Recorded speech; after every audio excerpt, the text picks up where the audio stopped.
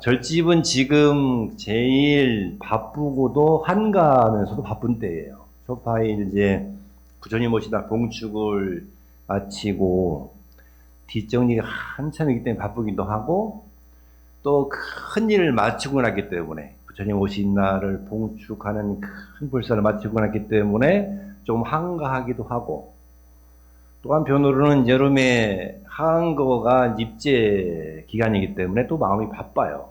그래서 스님들은 이제 3개월 동안에 본인이 가서 수행할 처소로 가기 위해서 바쁘게 또 짐을 싸는 오늘 내일이 될 겁니다. 보통은 이제 입제가 15일이면은 4월 보름부터 7월 보름까지니까요. 보통 이제 13일 날까지는 내가 수행할 처소에 가서 입방을 해야 됩니다. 그렇기 때문에 아마 오늘 짐을 싸서 차편도 알아보고 그러다 보니까 마음이 바쁘겠죠. 하한거라고 하는 것이 여름에 편하게 모여서 대중들이 수행하는 것을 의미합니다. 안거라는 말이 편안하게 머문다 이런 뜻이기도 하지만 안자가 머문다는 뜻이기도 해요. 그래서 머물고 머물다 이런 뜻인데, 그러니까 한거 안거라고 하는 것이 내가 수행자로서의 그런 본인의 수행도 점검하고 또 깊이를 더하고 그런 거기 때문에 아마 부처님 이래로 가장 오래된 그런 불교의 수행 기간이 아닌가 생각을 해보게 됩니다. 안거는 부처님께서 굉장히 큰 자비심으로 같이 수행하는 사람들을 요 기간 동안에는 안전하게 서로 모여서 탁마할 수 있도록 배려하신 기간인 거죠. 여름이 되면은 여러 가지 해충도 있고, 또 길을 다니면서 유행을 하다 보면 큰 비를 만나다든가 아니면은 이제 큰 재해를 만나가지고 생명을 잃는 그런 이제 일들이 많았어요. 그래서 이 기간 동안에는 우기이기 때문에 비가 많이 오는 기간이기 때문에 이 기간 동안에는 함께 모여서 탁말하라. 그래서 이제 안거가 시작이 됐죠. 보통은 이제 이 안거 기간에는 자기의 공부를 점검하기 때문에 그 기간 동안에 우리가 하한거 기간에 불자로서 나의 신행을 한번 점검하는 그런 기간이 꼭 돼야 됩니다. 그래서 우리 이제 동남아에서는 하한거 중심으로 하지만 우리 북방에 중국을 통해서 전래된 불교는 겨울에도 엄청 춥기 때문에 겨울에도 모여서 수행을 해요. 그래서 1년에 2번 하한거와 동한거를 하게 되는데, 우리 불자분들도 이 하한거를 입지하면서, 오늘은 이제 우리 절에서는 입지를 했으니까 실제로 시작은 4월 보름이잖아요. 이번 주 수요일이란 말이죠. 그러면 이제 수요일부터 3개월 동안에 나의 신행을 어떻게 펼쳐낼 건지, 더 나아가서는 나의 믿는 마음을 어떻게 더 증장시킬 건지라고 하는 부분들을 계획을 잡아야 됩니다.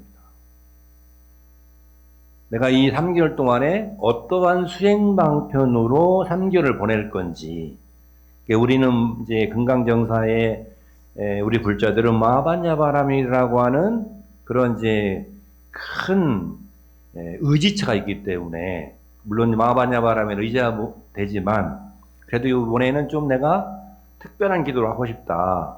그런 분들은 본인이 그런 것들을 정하기가 좀 난해하다, 어렵다. 그러면 우리 동화스님에게 상담을 하셔야 됩니다.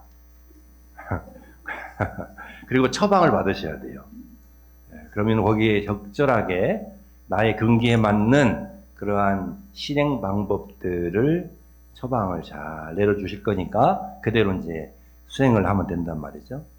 다만 이제 먼저 우리가 일상생활에서 그 신행을 하는 게 핵심이기 때문에, 우리 큰 스님께서 포교원장을 하셨잖아요. 근데 그 포교원장 하실 때 늘 아침마다 내지는 종무회 때마다 하셨던 말씀이 뭐냐면, 강조하셨던 말이 뭐냐면, 불교가 우리 일상생활에서 약동했으면 좋겠다. 약동이란 말 알죠? 예. 우리 삶 속에서 늘 숨이 쉬었으면 좋겠다.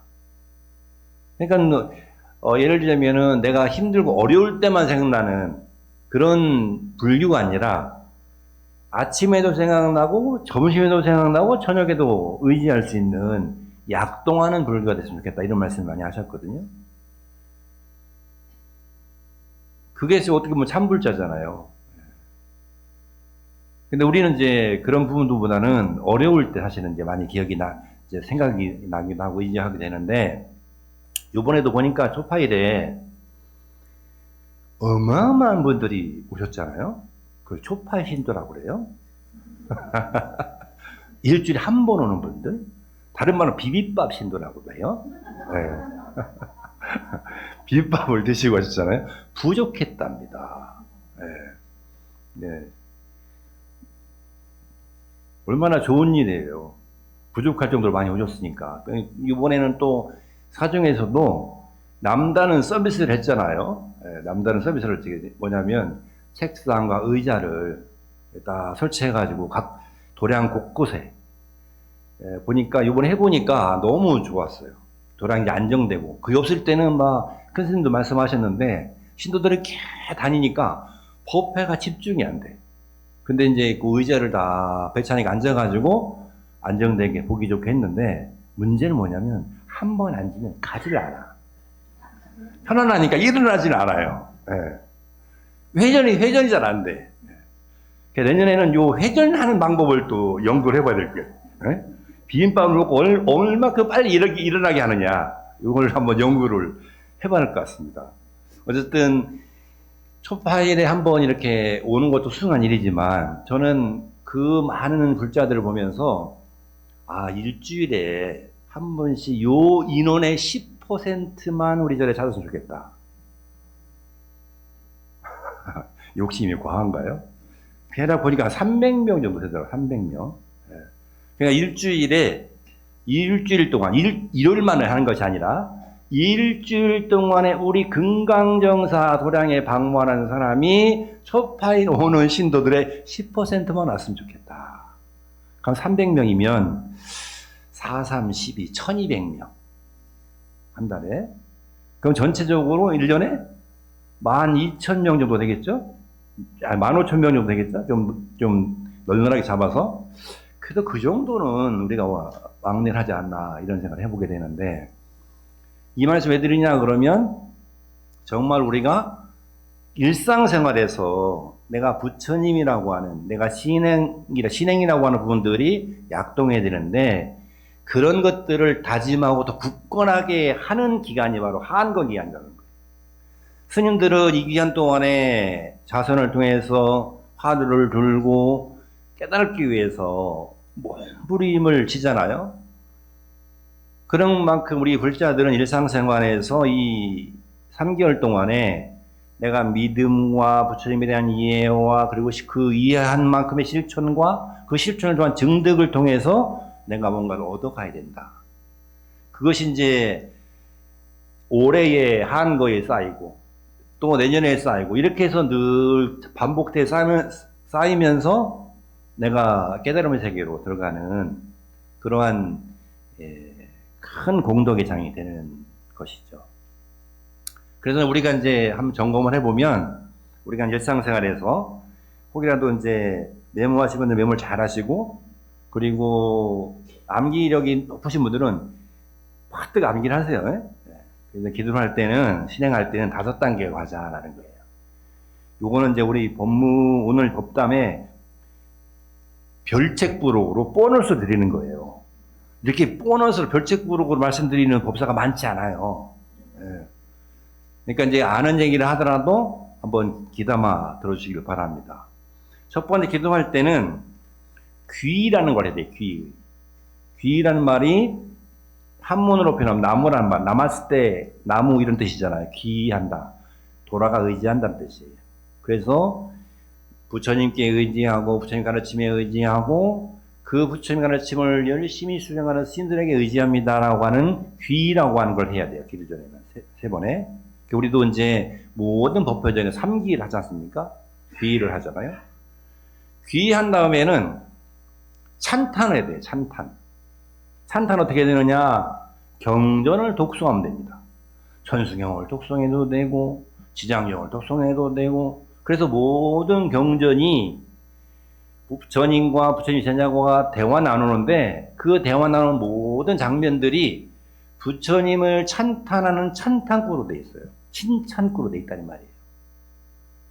그 칭찬을 하게 되면 뭐가 되느냐?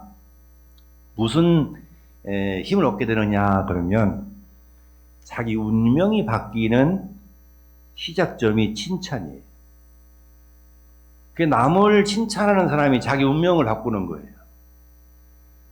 그러니까 저는 이제 여담 삼아서 혹여라도 뭔가가 잘 풀리지 않고 집안에 장애가 생기고 아니면은 어려움이 있을 때는 저는 가족끼리 서로 칭찬하라 그런 얘기를 합니다.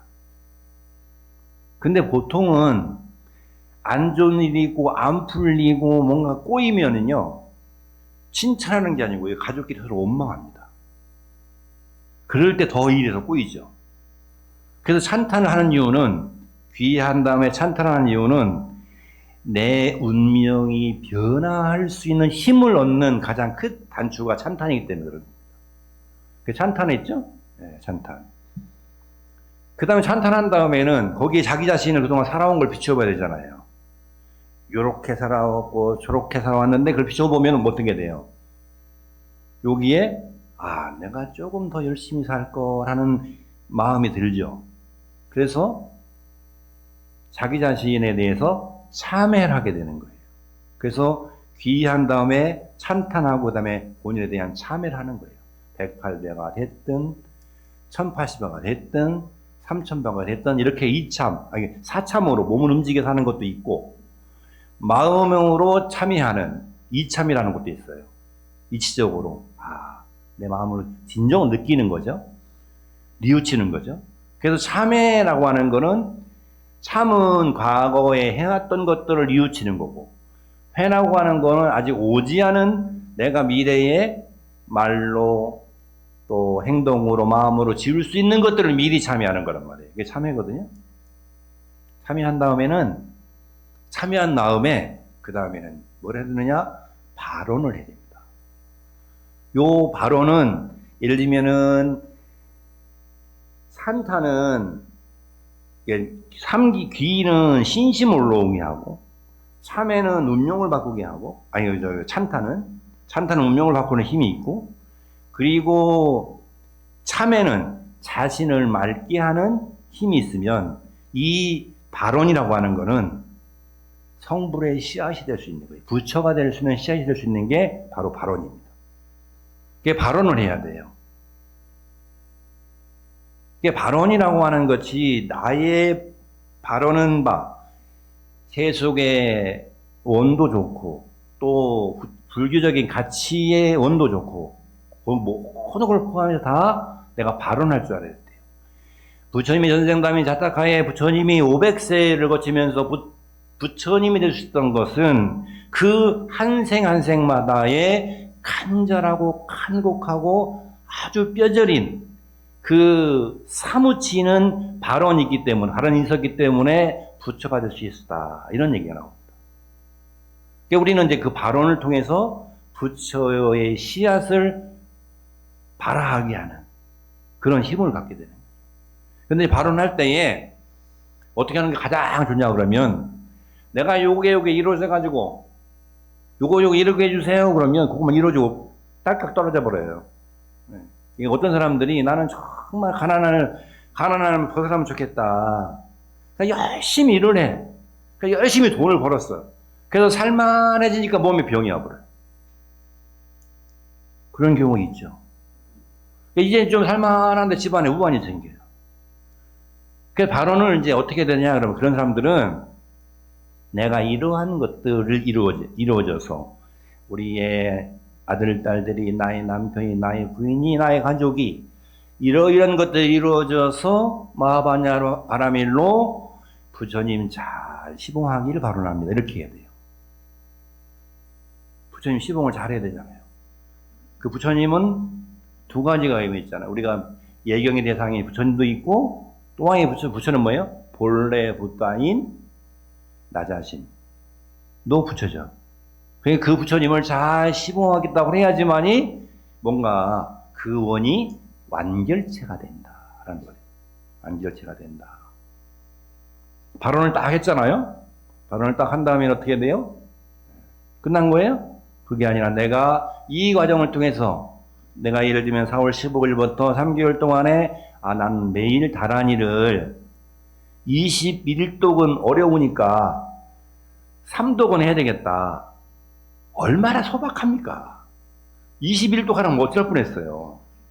3독 해야겠다. 3번 읽겠다. 아침에 한 번 읽고 출근하면서 한 번 읽고 점심 먹고 커피 마시면서 한 번 읽고 저녁에 들어와서 씻고 샤워하고 앉아가지고 자기 전에 누워가지고 남모라 난나다라야 남마말냐마로 이제바라야 모니사다 이렇게 하면은 슥 잠이 들겠죠? 이걸 3번 읽는 거란 말이에요. 그렇게 해서 내가 만약에 올 하한 것 때는 다란이 기도를 해야 되겠다 이렇게 마음을 먹었으면은 그 기도할 때에 3기를 하고 그리고 다란이를 읽고 그죠? 다란이도 찬탄구란 말이에요. 관세음보살님을 찬탄한 긴 구절에 참말이 심연하고 대단하단 말이에요. 다란이 읽고 그리고 참회해요. 오늘 혹시라도 제가 누군가에게 상처를 줬다면 누군가에게 마음을 아프게 했다면 오늘 내가 이 자리에서 참회합니다. 이거 참회해요. 마음속으로. 그리고 좀 시간이 나면 뭐 108배를 해도 좋고. 그럼 그 다음에는 어떻게 해요? 발언해야 되죠. 발언하는 거예요. 오늘 이 기도 공덕으로 나의 가족이, 나의 인연들이 모두 다 건강하여 부처님 잘 시봉하기를 발언합니다. 이렇게 간단하게 하는 거죠. 그렇게 하다 보면은 마음으로 몸으로 막 느끼는 게 있어요. 이제 가피가 오잖아요. 느끼는 바가 있잖아요. 그러면 느낀 바를 나만 간직하는 게 아니라 나의 딸에게, 나의 아들에게, 나의 남편에게, 나의 아내에게 얘기를 해서 야 이렇게 기도해보니까 참 좋더라. 너도 한번 절에 가볼래? 이렇게 해가지고 절에 금강용사에 모시고 오는 것. 그게 마지막에 뭐냐 그러면 회양이에요. 회양. 함께 나누는 거죠. 내가 느낀 만큼, 내가 깨달은 만큼 마음이 확장되고 커진 만큼 그거를 나누는 것을 의미합니다. 그리고 5가지의 단계를 다 거쳐가지고 기도를 하면 마지막 회양은 이거는 다른 말로 하면 이제 전법이죠. 전법, 포교, 전법. 부처님 말씀을 그냥 나누는 거니까요. 이렇게 5단계를 체계화해서 아마도 올 하한 거를 보내신다면 큰 공덕의 장이 열릴 것이고 큰 힘을 얻을 것이다. 이렇게 말씀을 드립니다.